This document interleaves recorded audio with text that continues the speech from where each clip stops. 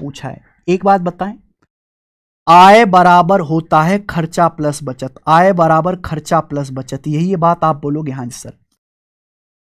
जहां बीच में प्लस आएगा क्या वहां डेविएशन नहीं लगता? मैंने आपको पढ़ा है कि जहां बीच में प्लस आएगा वहां डेविएशन लगेगा। तो क्या ये सवाल आय खर्चा बचत के डेविएशन से नहीं हो सकते? बिल्कुल हो सकते हैं। सुधा का खर्चा उसकी बचत से 175% ज्यादा, ये रहा खर्चा ये रहा बचत। सुधा का खर्चा उसकी बचत से 175% ज्यादा। 175% क्या होता है? 175% में 25 आता है, 25 सत्ते 175। ये 25% का मेरे दोस्तों कितना है? 25% होता है 1/4, ये 7 गुना है, 7/4, 7/4 है। तो सुधा का खर्चा उसकी बचत से 175% ज्यादा है, बचत से, यानी कि सुधा की बचत अगर 4 रुपए है तो उसका खर्चा 7 ज्यादा है, 4 से 7 ज्यादा, खर्चा 11 है। 25% 1/4, 175% 25% का 7 गुना 7/4। तो सुधा की खर्चा और बचत का रेशियो आ गया।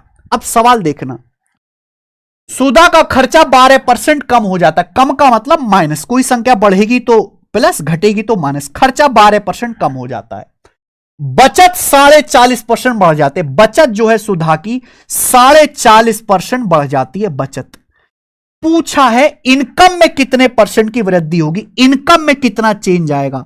अब इनकम का मतलब होता है खर्चा प्लस बचत, यानी कि सवाल इनडायरेक्टली ये पूछ रहा है कि खर्चा प्लस बचत में, खर्चा प्लस बचत में कितने परसेंट का चेंज होगा। सीधा नहीं कर सकते मेरे भाई, परसेंटेज में बताना है। प्लस आ गया मेरे दोस्तों। वैसे अगर किसी सवाल का डाटा इजी है तो जरूरी नहीं कि आप डेविएशन लगाए, वेटेड एवरेज से भी हो जाएगा।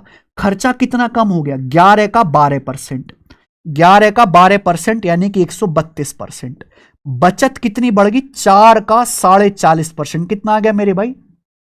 160 प्लस 2 162%, 162% बचत बढ़ गई आउट ऑफ टोटल। टोटल खर्चा प्लस बचत कितना है? 11 प्लस 4, तो 162 माइनस 132, 30, 30/15 2%, यानी कि 2% इनकम बढ़ जाएगी। आंसर है 2%, तीसरा ऑप्शन।